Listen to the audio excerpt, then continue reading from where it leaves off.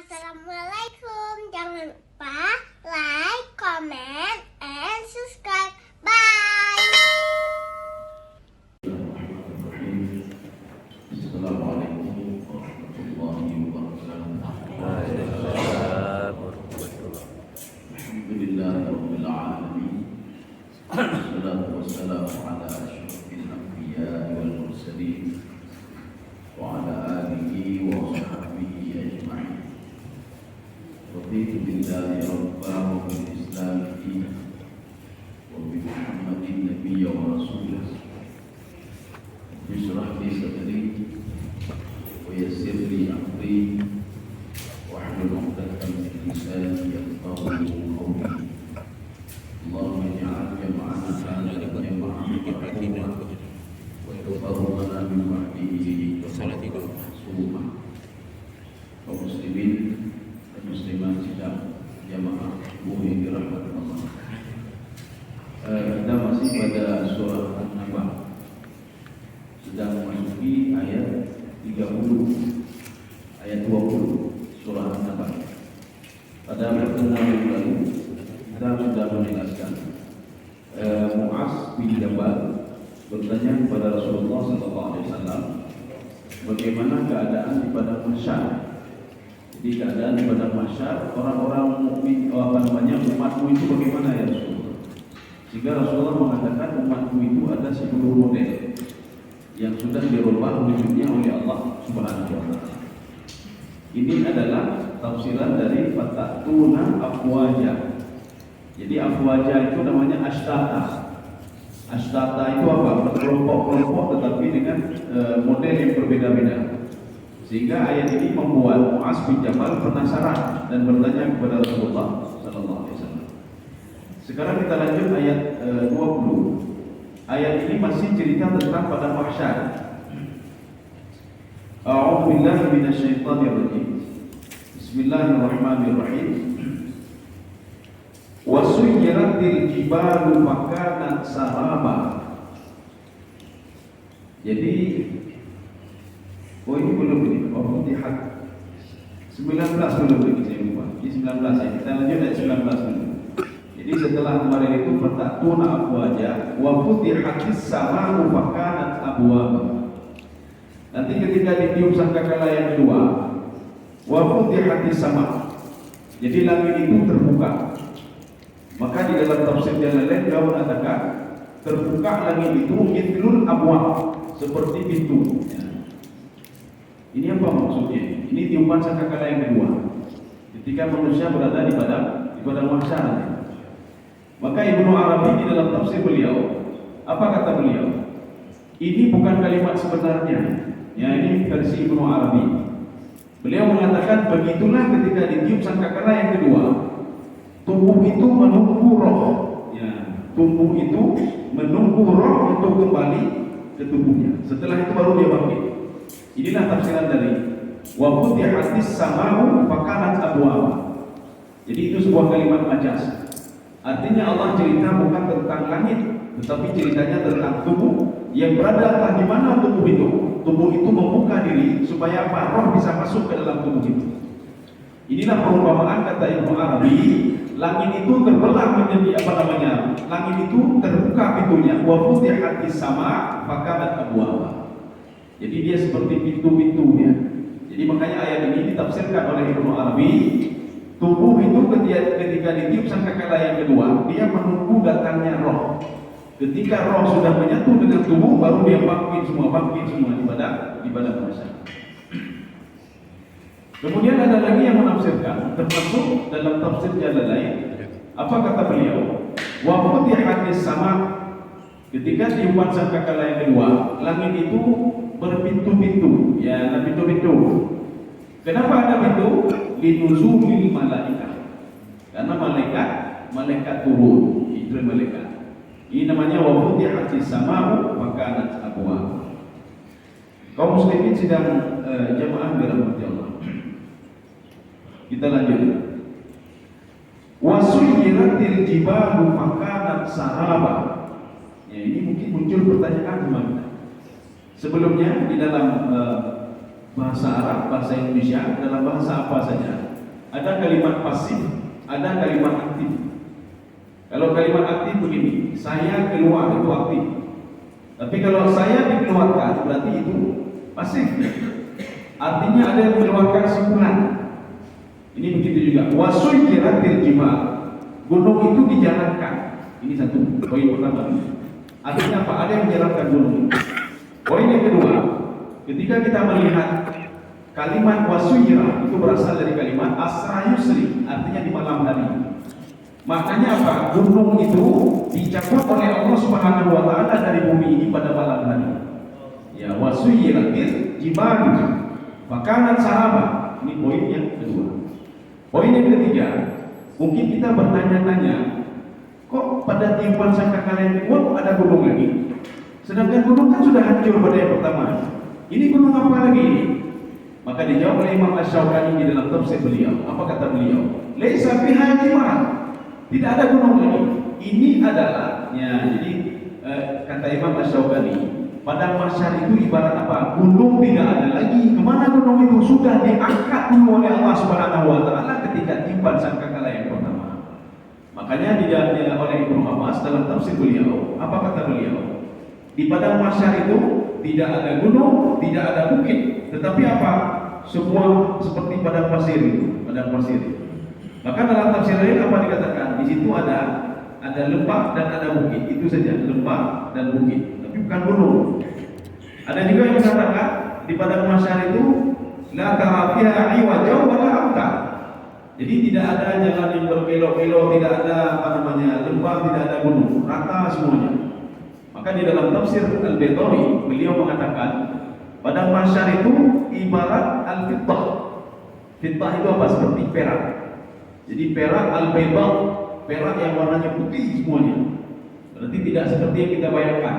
Tanah itu biasanya tanah warna hitam, atau padang pasir itu warnanya seperti kerikil-kerikil. Ini seperti fitah. Fitah itu seperti perak. Kaum muslimin sedang jamaah dirahmati Allah. Jadi yang dimaksudkan dengan wasuyiratil jibal, gunung ketika di padang mahsyar tidak ada lagi. Kemana gunung itu? Gunung itu sudah diangkat oleh Allah Subhanahu wa taala ketika tiupan sangkakala yang pertama di malam hari. Makanya di padang mahsyar itu fakanat saraba. Saraba itu fata morgana. Makanya ketika kalian berdiri di padang mahsyar, kata Allah, seperti fata morgana.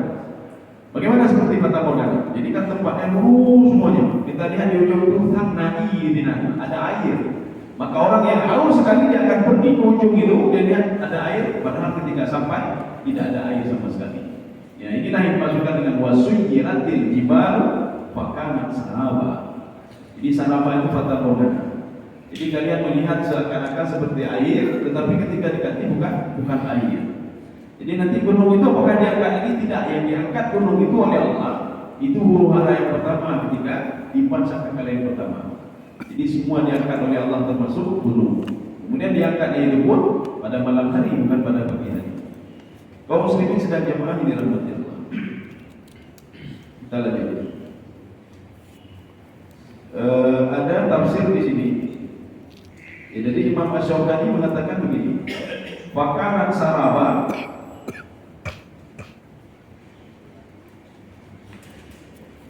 Ini ada dua pintu.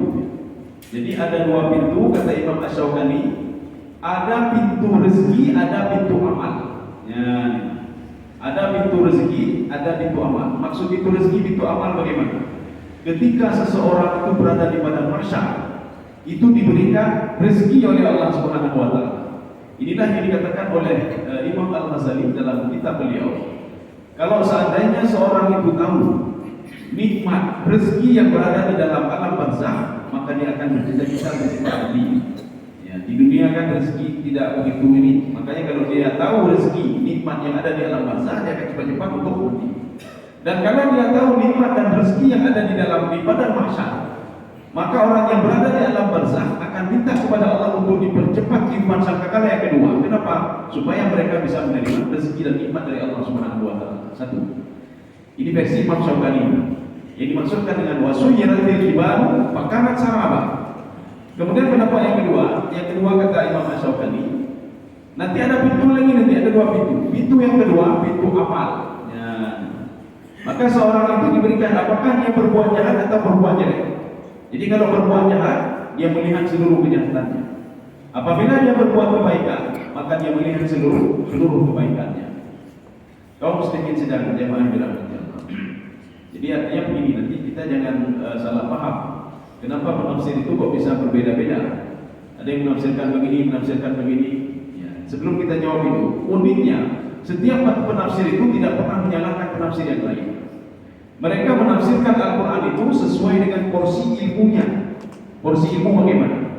Ada seorang penafsir, beliau itu pandai bahasa. Jadi dari segi bahasa dia buat pendekatan. Ada yang pandai tasawuf, maka dari segi tasawuf. Ada yang pandai hadis, maka dari segi hadis dia melihat.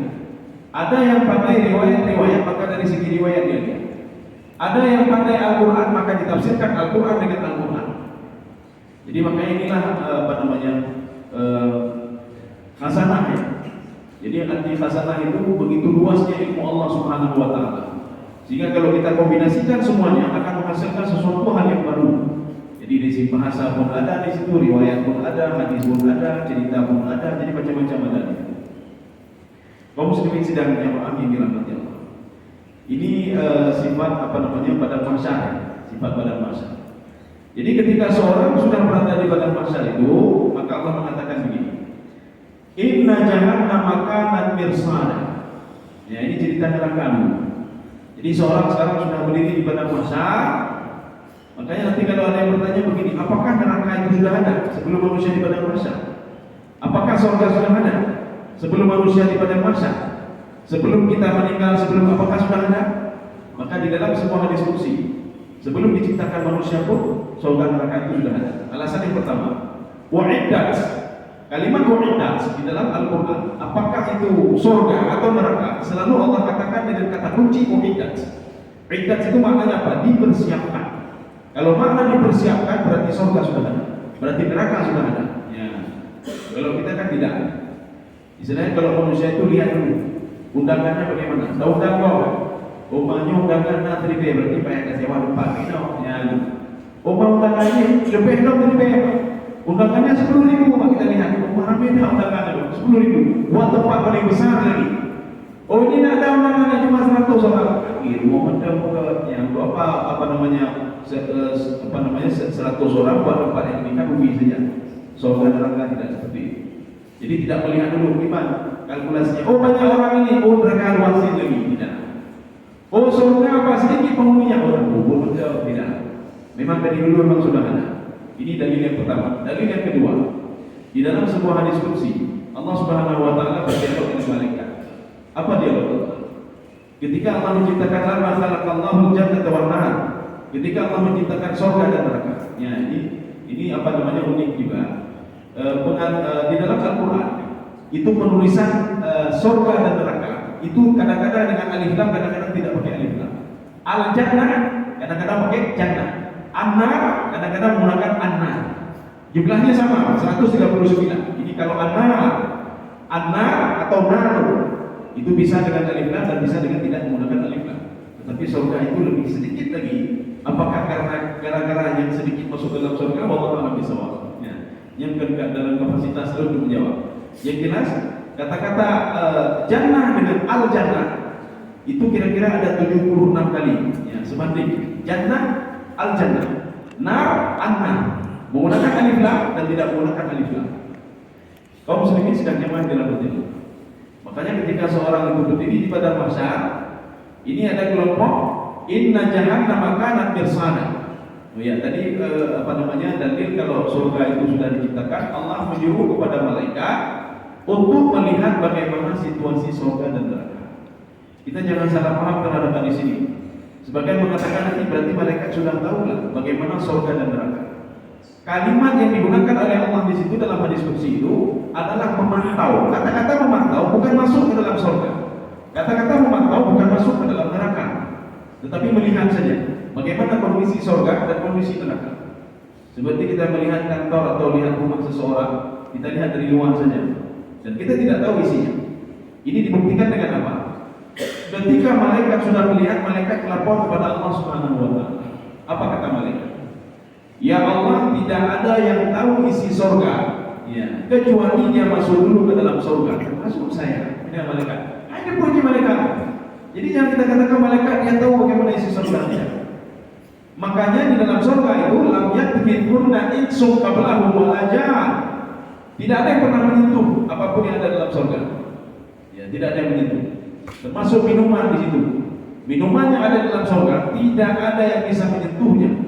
Artinya kalau kita masuk ke dalam surga, kita yang pertama sekali menyentuh apa saja yang ada di dalam surga. Makanya malaikat mengatakan tidak ada yang tahu isi surga kecuali dia masuk dulu ke dalam surga, dan berbahagialah kata malaikat orang yang masuk ke dalam surga dan dia kekal berada di dalam surga. Kemudian Allah Subhanahu wa taala pada malaikat mengatakan lagi, ya Allah, tidak ada yang tahu isi neraka kecuali dia masuk dulu ke dalam neraka.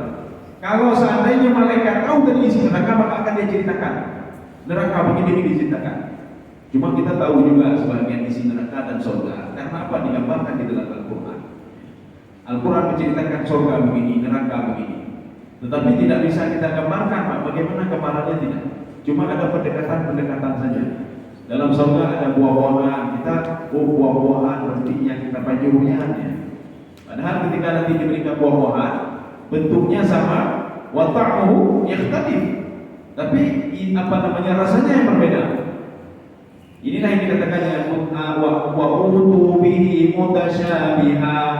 Kami diberikan oleh Allah, penduduk surga kata penduduk surga, kami diberikan oleh Allah ada buah-buahan yang sama seperti buah-buahan di dalam dunia, apel, anggur dan lain sebagainya. Tetapi apa? Wa ta'muhu yakhtalif. Rasanya yang berbeda. Jadi cuma ini saja wa utu bihi mutasyabiha. Serupa dari modelnya saja. Ini ada kelompok yang dimasukkan ke dalam neraka. Inna jahannama kanat mirsada. Jadi inna ini sudah pernah kita bahas adalah untuk isbat tauhid isbatnya. Jadi untuk menguatkan, untuk takkid ini. Jadi takkid itu menguatkan juga. Maka ayat yang ada takkid, yang ada isbat dalam Al-Quran, ada inna dalam Al-Quran, itu kira-kira 1960 sekian ayat. Ya, jadi banyak sekali isbat itu. Artinya apa? Untuk menguatkan, karena sebagian manusia tidak yakin dan tidak percaya. Ini termasuk ayat ini. Sebagian manusia tidak yakin dan tidak percaya dengan jahannam itu. Inna jahannam kanat mirsada. Jadi mirsad, orang Arab itu kalau pulsa itu rasid namanya. Jadi kalau ingin beli pulsa elektrik. Apakah ambil yang dapat rasik itu tiapnya, mereka sudah tahu ditanya berapa yang mau saya masukkan, apakah 100, 200, 300, 500. Ya, ini rasik namanya. Untuk apa kita masukkan itu pulsa itu? Supaya kita bisa telepon, bisa WA, bisa dan lain sebagainya. Ini rasik namanya. Begitu itulah neraka itu. Seseorang ketika dia di dunia sudah mempersiapkan dirinya untuk masuk ke neraka. Dengan apa? Dengan rasid yang ada di dunia. Apa rasidnya itu? Dia buat maksiat. Sehingga di dalam tubuhnya itu sudah ada pembendaharaan untuk masuk ke dalam neraka. Ya. Inna jahannam kanat mirsada. Jadi neraka itu adalah pembendaharaan yang sudah dipersiapkan oleh manusia itu sendiri untuk masuk ke dalam neraka. Ya. Karena dia memang sudah siapkan diri sendiri untuk neraka. Kenapa? Karena dia tidak patuh dan taat kepada Allah. Dia tidak menjalankan perintah Allah Subhanahu wa taala. Dia jalankan seluruh apa yang dilarang oleh Allah Subhanahu wa taala. Ini kan rasid namanya. Artinya dia kumpul seperti kumpul pulsa supaya dia bisa telepon. Ini begitu juga. Dia kumpul maksiat supaya apa? Supaya bisa masuk ke dalam neraka nantinya. Kaum muslimin sedang jamaah dirahmati Allah. Untuk siapa neraka itu? Ya. Litaghina ma'abas. Ta'ghid itu pernah di ayat Al-Quran. Kalimat ta'ghid, ta'al. Kalau ta'al itu begini. Ini air sudah penuh ya. Kita masukkan ini air. Artinya apa? Sudah meluap ya. Itu ta'al artinya. Itu makna bahasa. Kalau ta'al lain lagi. Ketika Allah sudah melarang kita jangan buat ini, tapi kita terbuka-buka namanya. Terbuka-buka itu ta'al juga namanya. Dua. Yang ketiga, ketika Allah Subhanahu wa taala berfirman kepada Nabi Nuh alaihissalam, "Falamma ta'al ma'u hamalnakum fil jariyah." Tatkala air laut itu sudah tidak terkontrol lagi. Ya, ini tidak terkontrol lagi ya. Ketika air laut tidak terkontrol lagi, Maka saya menyuruh Nabi Nuh alaihissalam untuk naik ke kapal. Naik ke kapal wahai Nuh. Air sudah tidak terkontrol lagi. Arti tidak terkontrol apa? Biasanya kalau kita hujan, panen Nabi Nuh kan ibiung. Nah, namanya terkontrol lagi. Panen Nabi tadi 2 orang mungkin Nabi kayak ibiung. Panen angin yang yang tengok kayak ibiung. Ini terkontrol lagi. Tapi kalau ini tidak terkontrol, falamma ta'al ma'u hamalnakum fil jannah. Maka kalimat ini digunakan bagi orang yang berbuat maksiat yang sudah tidak terkontrol. Kebubur lagi. Nah, kita ceramah baik juga dengan hadapan dengar. Ya, dan dia tidak terkontrol lagi. Maksiat itu tidak terkontrol lagi. Makanya neraka itu untuk siapa? Untuk orang yang berbuat maksiat yang sudah tidak terkontrol lagi maksiatnya. Kalau maksiatnya terkontrol, maka dia setelah duduk sebentar, astagfirullah. Ada pemaaf dulu ya. Maka doa dosa yang tidak dimaafkan oleh Allah bagi wa asarru wastakbaru istikbara. Seperti yang dilakukan oleh Nabi Nuh alaihissalam. Wa asarru ibu-ibu ya. Padahal sudah didawai oleh hakim bin Abu Syah bin Abu ibu-ibu ya. Ini taat namanya. Maka neraka itu bagi orang yang peka-peka. Ya. Bagi orang yang taat sudah tidak terkontrol lagi. Kita dakwahi juga tidak masuk juga sama dia. Ya. Ini seperti anak Nabi Nuh alaihissalam. Ini bekas-bekas anak Nabi Nuh. Dia sudah tahu kalau air itu tidak terkontrol lagi. Makanya ayahnya mengatakan begini, ya bunayyarkam ma'ana, wahai anakku naik ke kapal ini. Apa kata anaknya? Bekas-bekas. Qala sa'awi ila jabali yasifuni minal maut. Saya akan naik gunung paling tinggi yang bisa menyelamatkan saya dari kematian ini. Dijawab lagi oleh Nabi Nuh alaihissalam, la 'asima al-yawma min amrillah. Wahai anakku, tidak ada yang bisa menolong kamu ketika azab Allah itu datang. Kemudian apa? Wa hala bainahum al-mawju. Kemudian datanglah gelombang yang besar yang memisahkan seorang ayah dan seorang anak. Ketika itu ayahnya berdoa kepada Allah. Apa kata ayahnya? Ya Allah, itu anakku ya Allah. Ya. Dijawab oleh Allah Subhanahu wa taala, wahai Nuh, mau enggak saya ajarkan kamu yang tidak kamu tahu? Kata Allah Subhanahu wa taala. Dia bukan anakku. Kamu tahu enggak? Dia itu pergaulannya itu tidak seperti yang kamu bayangkan. Kamu ajarkan di rumah dia pendidikan agama dan lain sebagainya, tetapi komunitas yang mengajarkan dia untuk syirik kepadamu dan untuk membangkang kepadamu, kata Allah Subhanahu wa taala. Maka hati-hati kita ya Pak. Ini ada permohonan di rumah, permohonan agama, permohonan temayang. Kita tidak tahu dia hidup dengan komunitas siapa. Ya. Bisa saja dia hidup dengan komunitas orang-orang yang tidak salah. Bisa saja dia hidup dengan komunitas orang-orang yang membangkang kepada orang tuanya. Dan bisa saja anak itu ketika dia kembali bukan berbakti pada orang tua, membangkang kepada orang tua. Ya. Maka membangkang anak kepada orang tua ada 2 model. Yang pertama mungkin gara-gara pendidikan kita. Yang kedua apa? Gara-gara komunitas dia mengajarkan dia untuk membangkang kepada orang tua. Kaum muslimin sedang jamaah di dalam. Ini tuh litagina ma'aba. Ma'aba itu berasal dari kalimat Aba itu kembali. Jadi kembali apa? Neraka itu tempat kembalinya dia. Neraka itu tempat kemudian dia. Ya. Jadi bagi siapa itu? Bagi orang-orang litaqi. Nanti itu sudah kelewat batas. Kalau orang yang tidak kelewat batas, baliknya beristighfar. Teringat pada Allah. Ya, teringat pada Allah. Memang teringat pada Allah itu berat, susah. Ya. Teringat pada Allah susah. Dari mana kita tahu susah? Maka salah satu doa Rasulullah ajarkan kepada Mu'az bin Jabal. Apa kata Rasulullah? Ketika kamu sujud atau ketika kamu selesai salat, berdoalah mintalah kepada Allah. Allahumma a'inni ala dzikrika wa syukrika wa husni ibadatik. Ya Allah, tolonglah saya ya Allah. Tolonglah saya a'inni ala dzikrik. Tolonglah saya untuk bisa mengingatmu. Maknanya apa? Mengingat Allah itu berat. Maka ketika seorang itu dia dengan teman-temannya, dia nggak teringat lagi kepada Allah, maka mengingat Allah itu berat. Maka kita minta kepada Allah, a'inni, tolong saya ala dzikrik, supaya terus mengingatmu ya Allah, wa syukrik, dan terus bersyukur kepada-Mu ya Allah, wa husni ibadatik, dan menjadi hamba yang baik. Ya, kita kan semua ingin jadi hamba yang baik, yang baik. Ya, kita lanjut lagi. Labithina fiha ahqaba. Sekarang kita ingin tahu berapa tahun tinggal di dalam neraka. Ya. Artinya berapa lama neraka itu. Labithin itu artinya makiti, tinggal dalam neraka itu ahqaba. Ahqab Ahkab itu jamak, bentuk banyak dari hikbun. Ya. Jadi di dalam sebuah hadis satu hikbun itu 70 tahun. Berarti ahkab itu sampai 700 tahun lamanya. 700 tahun lamanya. Itu perkiraan kita ya, artinya satu hari itu 24 jam.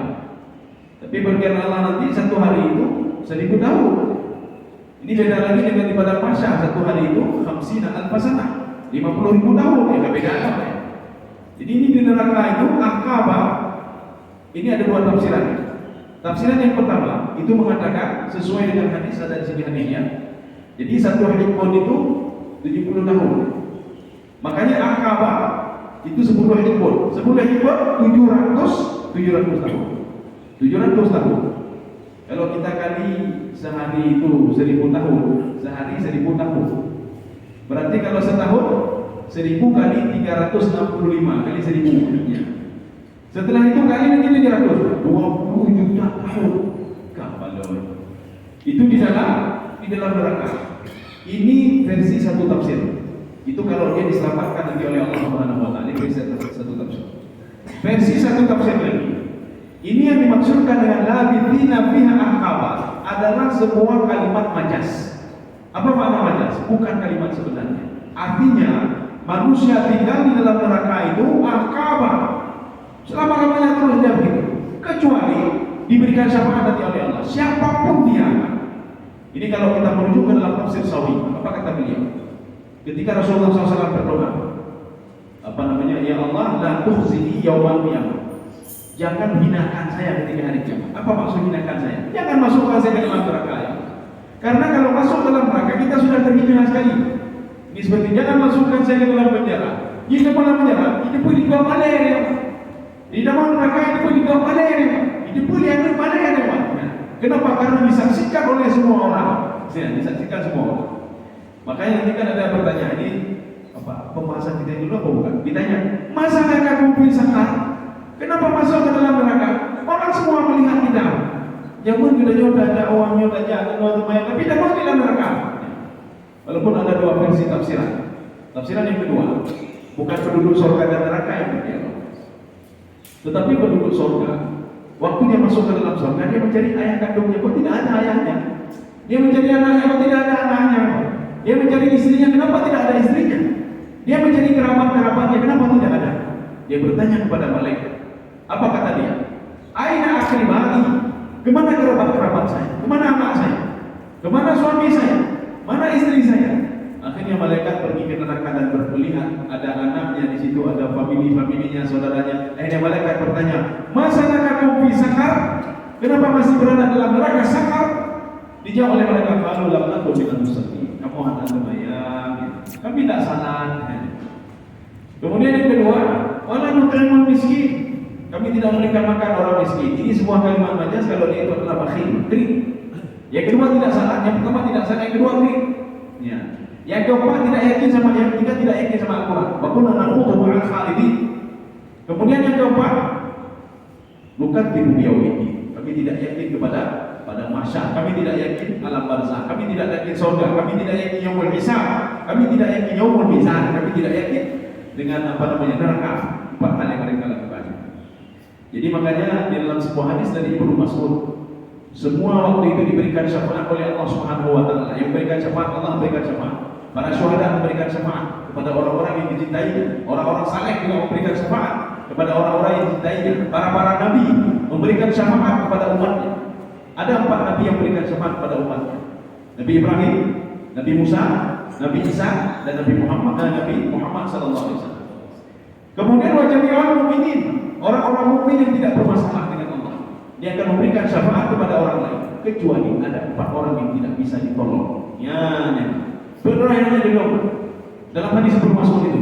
Sehingga Rasulullah membacakan ayat, lam nakun minal musallin hatta ila yaumil nukadzibu biyaumiddin.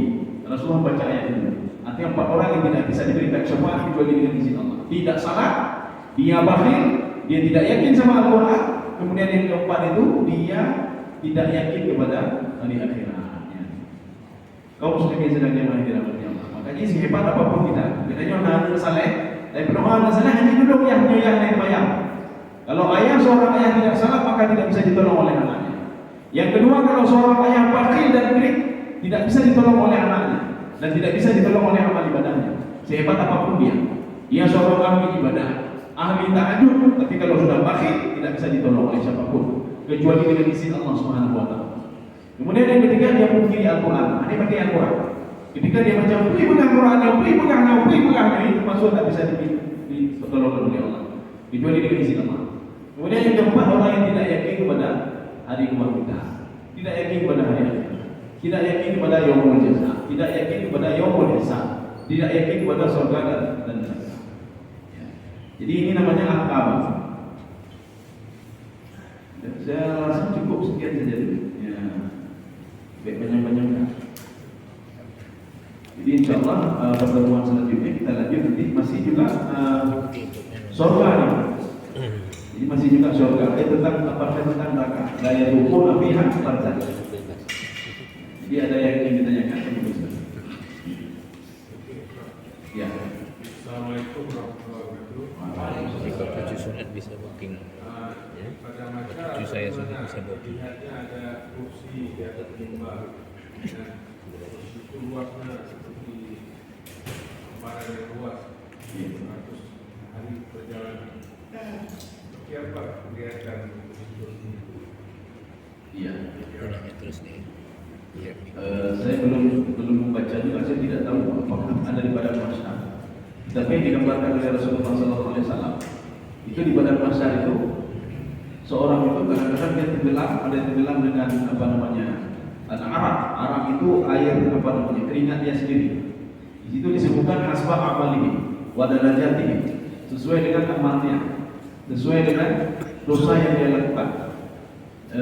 Kemudian seorang anak yang menolong ayahnya di padang mahsyar, memakaikan baju kepada ayahnya, itu kabar-kabar pada mahsyar. Yang tidak saya tahu itulah kursi-kursi itu. Tetapi ada gambaran juga seorang anak yang mencari ayahnya dan ibunya. Ini anak penghafal Quran yang umur dia menghafal Quran, kemudian dia cari ayah dan ibu, dia pakaikan jubah, kemudian diletakkan di sebuah sana. Kalau itu ada ya, diletakkan di sebuah tempat yang paling tinggi. Itu kan ada juga ini, ada macam-macamnya. Artinya apa? Seperti di dalam surga, seorang meletakkan di tempat paling tinggi. Untuk apa paling tinggi? Jadi kita jangan terbayang tempat paling tinggi itu bukan kursi saja, tidak. Jadi bukan kursi saja. Jadi artinya bisa saja nanti di tempat paling tinggi adalah sebuah kalimat majas, bukan kalimat sebenarnya. Artinya dia diberikan tempat yang banyak sekali oleh Allah, sebagaimana seakan-akan dia di tempat paling tinggi bisa melihat semua nikmat. Ya, bisa saja kalimat majas. Jadi saya tidak tahu juga apakah di padang mahsyar ada seperti itu. Ya. Ada tempat-tempat Kemudian yang digambarkan lagi di dalam Al-Quran, dalam tafsir, di padang mahsyar itu karena panas sekali, panasnya luar biasa. Maka bagi orang-orang yang dulunya dia salat, bagi orang-orang yang dulunya dia berkorban, maka mereka dipersiapkan sebuah tempat namanya Telaga Al-Kautsar. Ya, inilah nikmat yang luar biasa, Telaga Al-Kautsar. Jadi makanya mereka dipakaikan baju oleh para malaikat, dijaga oleh 70.000 malaikat Telaga Al-Kautsar. Kemudian mereka masuk ke dalam Telaga Al-Kautsar sambil menunggu keputusan Allah Subhanahu wa taala. Apakah amal ibadah ada yang diterima atau tidak diterima? Jadi seperti itu. Tapi kalau masalah kursi tadi, ya singgasana atau kursi, saya tidak tahu juga apakah setelah di dalam surga nanti. Yang jelas dalam surga memang ada juga tempat seperti itu. Atau apakah nanti di alam barzakh? Di alam barzakh memang digambarkan juga oleh Allah. Maka kita jangan pernah terbayang alam barzakh itu ngeri alam barzakh. Waktu dipikir alam barzakh itu terbayang kuburan, cukup bilang kuburan. Jadi artinya apa? Kita kan sudah berbeda alam. Alam barzakh sama alam dunia berbeda. Alam dunia menurut perkiraan kita itu dalam pandangan kita itulah yang nyata. Tapi alam barzakh itu bukan alam nyata lagi. Ya, artinya apa? Sudah alam roh, sudah alam air. Jadi jangan kita samakan dengan alam dunia. Ini sama seperti orang di dalam kandungan. Dia terpikir dalam kandungan itu, kehidupan itu hidup seperti di dalam air, sedangkan di dalam ketubannya. Dipikir dunia lagi oke. Rupanya ketika lahirnya, karena lagi ya. Saya kenapa bisa hidup di dalam kandungan itu dengan air? Kenapa ini tidak ada air lagi? Jadi jangan kita bayangkan, jangan orang yang dalam kandungan membayangkan hidup di dunia seperti hidup dalam kandungan. Dan jangan orang di dunia ini membayangkan hidup di dalam alam barzah itu seperti hidup di dunia. Ya. Tetapi ada diberikan gambaran-gambaran oleh Allah. Orang yang hidup di alam barzah kan kehidupan yang apa namanya? Bukan semi abadi kita ya. Kehidupan yang lama sekali dibandingkan dengan alam dunia. Diberikan fasilitas-fasilitas oleh Allah. Kita juga sudah pernah cerita di dalam tafsir Al-Tabari, digambarkan di situ ya, mereka ketemu satu sama lainnya. Kemudian ketika di pagi hari mereka pergi ke telaga-telaga surga, itu dengan teman-temannya. Kemudian sore harinya mereka kembali lagi ke tempatnya, sebagaimana kita di dunia. Pagi-pagi pergi kantor, jam kantor, bejak kantor, cengkrama dengan teman-teman. Kemudian setelah itu kita kembali lagi ke rumah beristirahat. Ini begitu juga di alam barzah. Tapi nikmat yang lebih dahsyat lagi dibandingkan dengan alam dunia. Ini bagi orang-orang yang patuh dan taat kepada Allah. Tapi penyihana patuh dan taat kepada Allah itu diletakkan di sebuah tempat namanya sijjin. Sijjin itu penjara iblis. Ada yang mengatakan sijjin itu adalah a'malu syayatin, tempat perbuatan amal-amal setan itu semua diletakkan di situ. Maka amal kita juga di situ. Maka kita kembali juga ke tempat amal di situ. Maka roh juga di situ. Maka begitu tersiksanya. Jadi di alam di sijjin itu hanya dia tahu hanya ketiknya. Berbeda dengan ini. Jadi gambarannya seperti ini. Mungkin saja ya, karena hadis itu kan banyak sekali. Hadisnya hadis itu banyak sekali. Jadi kalau kita lihat hadis itu belum syarahnya lagi. Hadis At-Tabari, ya apa namanya Darul-Qutni, kemudian hadis Sahih Al-Bukhari, kemudian Sahih Muslim, kemudian banyak tuh hadis-hadis itu. Itu belum syarahnya lagi segini tempatnya. Kalau syarahnya itu sudah lebih baik. Bisa saja. Tapi saya tidak mengatakan pasti kalau betul di sana itu ada semua singgasana ya. Allah a'lam bishawab. Ada yang lain? Ya. Waalaikumsalam.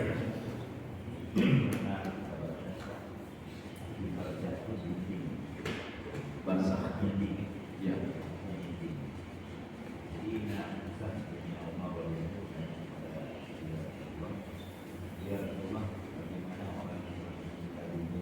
Ya.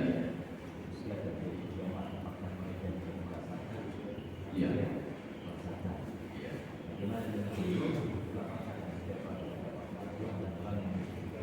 Iya. Intinya orang sudah meninggal itu atau terjadi Iya. tapi mereka itu masih berapa itu masih dalam orangnya. Iya. Apakah bisa? Karena begini, ada beberapa tafsiran itu malaikat ketika ditiup sangkakala yang pertama itu dalam satu tafsir mengatakan begini, termasuk nanti ada Ibnu Abbas ya, mengatakan malaikat itu tidak mati karena tiupan sangkakala yang pertama. Karena nanti kita mati semua, tapi malaikat tidak mati. Maksud tidak mati, kita jangan salah. Artinya malaikat itu masih hidup. Dia masih hidup, artinya sama seperti manusia. Rohnya itu tetap hidup, roh tidak pernah mati. Yang mati adalah tubuh. Ketika itulah, ini dalam tafsir Ibnu Abbas, wajah rabbuka wal malaku saffan saffa. Ketika itu datanglah perintah Allah, sebelum roh dan tubuh itu menyatu, malaikat sudah mengumpulkan semua roh-roh. Wajah rabbuka wal malaku saffan saffa. Maknanya apa? Kita mengetahui apa yang saja terjadi. Ya, ini sama seperti ada beberapa hal saya tidak setuju dengan tafsir yang bukan tidak setuju pribadinya. Quraisyah secara pribadi dan secara hati.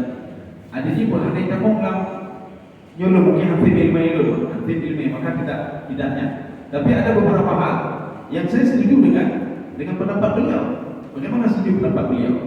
Orang di alam barzakh itu, jadi dengan orang di dunia, dia tahu apa namanya aktivitas itu dia tahu. Bagaimana dia tahu? Seperti dia melihat kaca. Ini kata Umat Quraisyah. Kita melihat kaca, kita tahu semua ada kaca itu. Yang kita lihat itu adalah yang di belakang kita, di belakang kita. Di pintu, ini. Tapi kita tidak bisa masuk ke situ. Kita tahu semuanya. Makanya seorang yang mengucapkan Assalamualaikum yang ahlal kubur, yang didengar ini apa? Dia mendengar. Oh, kata orang ini boleh main.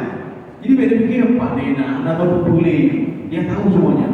Dia tahu. Makanya dia waktu ada pendoa orang kan memakai doa belum. Ya. Kemudian ketika kita berselawat kepada Rasulullah sallallahu alaihi wasallam, Dalam sebuah hadis di apa namanya dikutip di situ, Inna lillahi malaikat sayyahina fil ardi. Allah punya malaikat yang terus berjalan-jalan di bumi. Ya. Jadi kalimat malaikat itu menunjukkan jamaah banyak. Ketika itu dia mendengar siapa yang bersalawat pada Rasulullah. Aduh, sallallahu. Maka salawat itu disampaikan oleh malaikat kepada Rasulullah. Ya Muhammad, ada umatmu bersalawat namanya si fulan, terlengkap di boleh. Nabi Muhammad nyanyi luar biasa. Satu kali ukafala tansa. Saya bacakan ayat Al-Quran kepada kamu ya Muhammad sehingga kamu tidak lupa. Ya. Makanya malaikat itu terus membacakan kepada Nabi Muhammad. Ya Muhammad, si fulan kami terlalu. Si fulan kami terlalu kedua, si fulan kami kedua. Artinya Nabi Muhammad tahu aktivitas dia betul. Urut cikirnya binaci ketika dia jawab assalamualaikum. Cuma masalahnya adalah dia tidak bisa menjawab. Menjawab karena tuan dia buku. Assalamualaikum ya ahlan kubur, waalaikumsalam. Dia bukan dari jajak ayah kalau dia bukan apa. Roda belum kenapa. Jadi kalau ada jajak dia buku. Dan yang 5 apakah ada jajak bukan apa.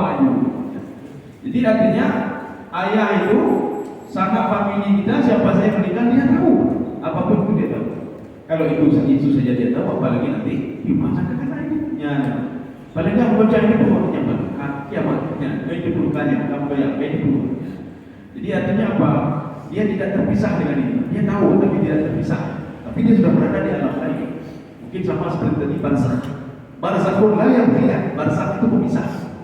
Makanya pemisah. Pemisahnya apa? Kalau di dunia kita melihat tubuh dan roh. Kalau di alam barzakh, roh saja, tubuh kita sudah terpisah. Itu saya bedanya. Ya.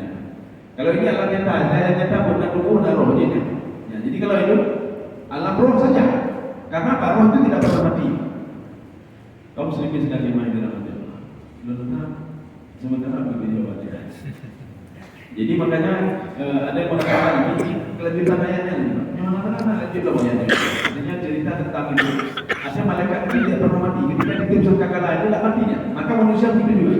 Kalau ada yang ngomong manusia tidak mati, yang kita dalam paham ini maksud tidak mati, rohnya tidak pernah mati. Ketika di alam roh dulu, dia tidak pernah mati. Masuk ke dalam tubuh, tidak pernah mati juga. Yang mati itu tubuh. Tubuh itu tidak ada harganya kecuali dia melekat dengan roh. Kemudian ketika di dunia dia hidup lagi roh itu. Artinya menghidup roh itu. Ketika mati, tubuh itu yang hilang, yang mati, yang hancur. Roh itu tidak pernah hancur. Demikian pula malaikat. Jadi malaikat itu dia tetap hidup walaupun ditiup sangkakala yang pertama dia telah mati, tetapi dia tetap hidup. Lagi saat roh itu tetap hidup, roh itu tetap hidup. Maka ada kehidupan alam barzakh namanya. Ya. Maka keyakinan kita ada kehidupan alam barzakh. Jadi seorang bukan tidur saja di tempat pada jiwa tidak buka, tak lihat hukum pipi hidup ini tempatnya. Padahal dia tidak sedih Pak. Dalam kitab Al-Muwatta punya Imam Malik. Di situ ada sebuah hadis. Jadi diungkapkan orang yang mati itu yang masuk dalam kubur senangnya luar biasa. Yang amalnya banyak, dia patuh kepada Allah, dia senangnya luar biasa. Sehingga apa? Dia minta kepada malaikat, Zaruni azur ahli. Wahai malaikat, izinkan saya sebentar saja. Ya, saya akan mengunjungi keluarga saya. Ika ibu mau ya wali. Yoga menikah yoga orang kedua, ibu mau lagi begini. Apa kata malaikat? Nah, itu kamu tidur. Kemudian dia minta kedua kali. Zaruni azur ahli. Kalimat baru itu menunjukkan kepada jamaah. Artinya apa? Banyak malaikat di situ. Cukup jangan malaikat begini. Dia minta kepada seluruh malaikat ini mengizinkan dia keluar sebentar saja. Dia mau cerita. Hai baik demo. Lu kamu ngalih di demo le. Lu kamu ngalih di demo le. Maka lu demo kalau lewat roh. Kenapa suka tinggal di dunia ini? Ini. Artinya apa? Ketika seorang sudah merasai kehidupan dalam barzakh, tidak mau balik lagi. Ini orang yang beribadah. Kecuali orang buat mati, kembali.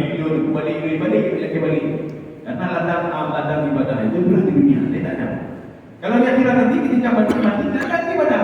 Umalu banyaknya, karena lepek, karena dia tempat tadi, tidak ada apa mati. Yang ada kayak kapan kita, mau sedekah apa? Sedekah ada atau mana? Oh ibadah bagaimana? Ada ibadah, dan diterima lagi ibadah. Maka kalau ingin beribadah, itulah di dunia. Kalau ingin berbuat sesuatu, itulah di dunia.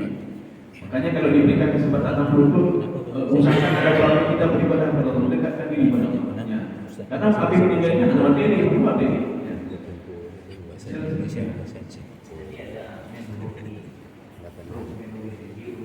Ya.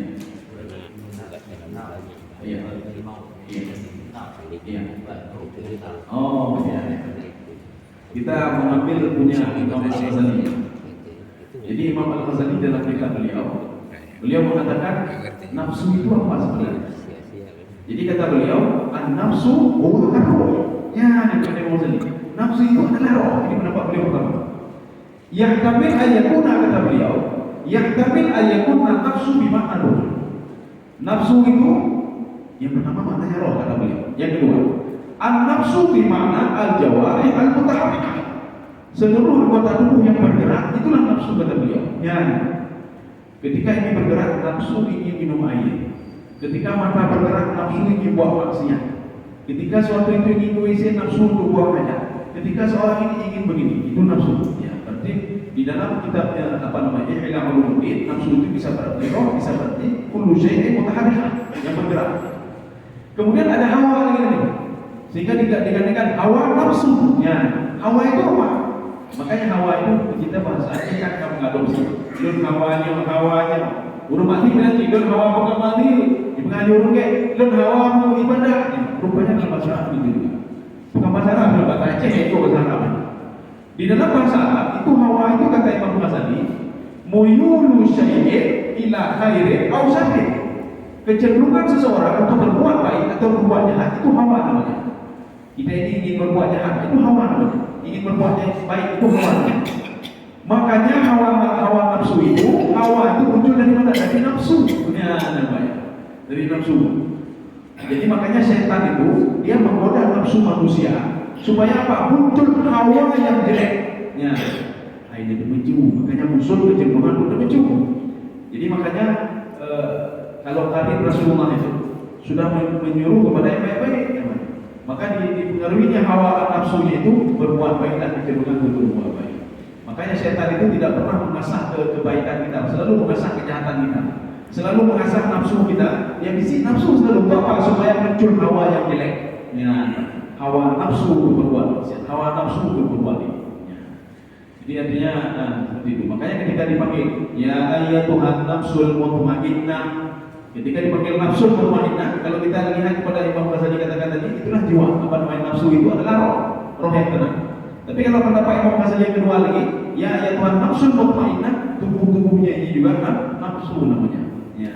Tapi yang masih bergerak. Kalau nggak bergerak lagi berarti bukan nafsu lagi. Ya, bukan nafsu lagi, yang bergerak. Ya, jadi makanya kalau tadi orang meninggal tadi, ya Tuhan nafsul mutmainnah, penghormatannya itu apa? Untuk roh yang keluar dari tubuhnya. Maka tubuh waktu itu tidak dikatakan nafsu lagi. Kenapa? Karena tidak bergerak. Ya, karena bergerak. Saya rasa demikian saja. Mudah-mudahan manfaatnya bagi tuan dan ibu sekalian. Subhanallah wa bihamdika, asyhadu an la ilaha illa anta, astaghfiruka wa atubu ilaik. Assalamualaikum warahmatullahi wabarakatuh.